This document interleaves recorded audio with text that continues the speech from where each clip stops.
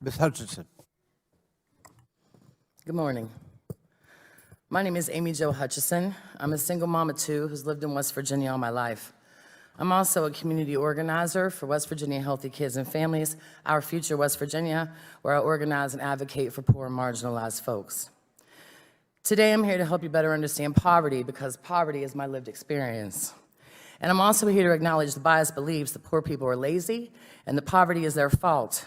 But how do I make you understand things like working full-time for $10 an hour is only about $19,000 a year, even though it's well above the federal minimum wage of $7.25 an hour? I want to tell you about a single mom I met who was working at a gas station. She was promoted to manager, and within 30 days, she had to report her new income to DHHR. Within 60 days, her rent bumped from $475 to $950 a month. She lost her SNAP benefits and her family's health insurance.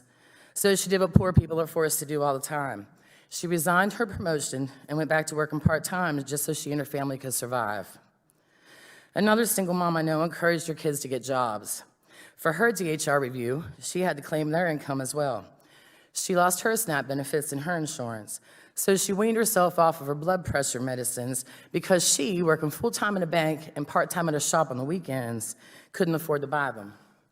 Eventually, the girls quit their jobs because their part-time fast food income was literally killing their mother. You see, the thing is, children aren't going to escape poverty as long as they're relying on a head household, who was poor. Poverty rolls off the backs of parents and right onto the shoulders of our children, despite how hard we try. I can tell you about my own with food insecurity. The nights I went to bed hungry so my kids could have seconds, and I was employed full-time as a Head Start teacher. I can tell you about being above the poverty guideline, nursing my gallbladder with essential oils and prayer, chewing on cloves and eating ibuprofen like they're Tic Tacs because I don't have health insurance and I can't afford a dentist. I have 2 jobs and a bachelor's degree, and I struggle to make ends meet.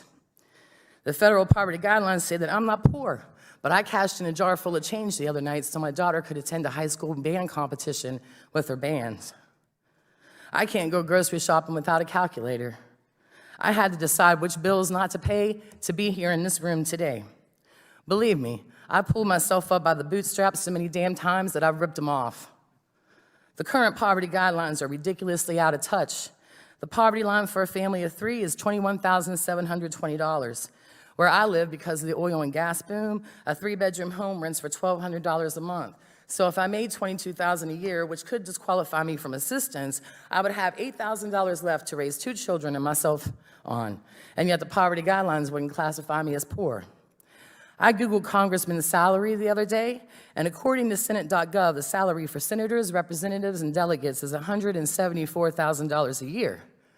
So a year of work for you is the equivalent of almost 4 years of work for me, and I'm $24,000 above the federal poverty guidelines definition of poor. It would take 9 people working full-time for a year at $10 an hour to match y'all's salary. I also read that each senator has authorized $40,000 for state office furniture and furnishings, and this amount is increased each year to reflect inflation. That $40,000 a year for furniture is $360 more than the federal poverty guidelines for a family of 7. And yet here I am, begging you on behalf of the 15 million children living in poverty in the United States, on behalf of the 1 in 3 kids under the age of 5, and nearly 100,000 children in my state of West Virginia living in poverty, to not change anything about these federal poverty guidelines until you can make them relevant and reflect what poverty really looks like today. You have a $40,000 furniture allotment. West Virginia has a median income of $43,000 and some change. People are working full-time and are hungry. Kids are about to be kicked off the free and reduced lunch rolls because of changes y'all want to make to SNAP.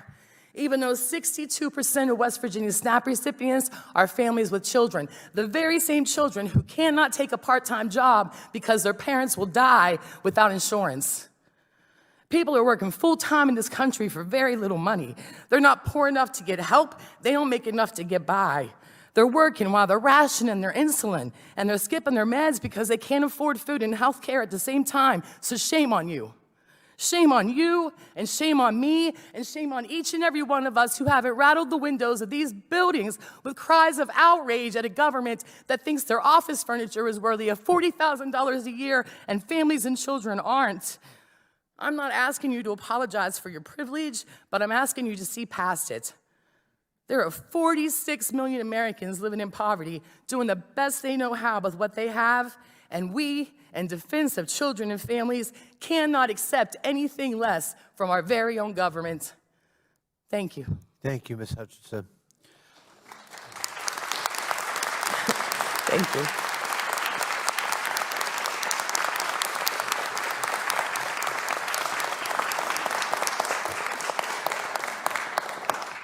I think we just heard why this hearing is important.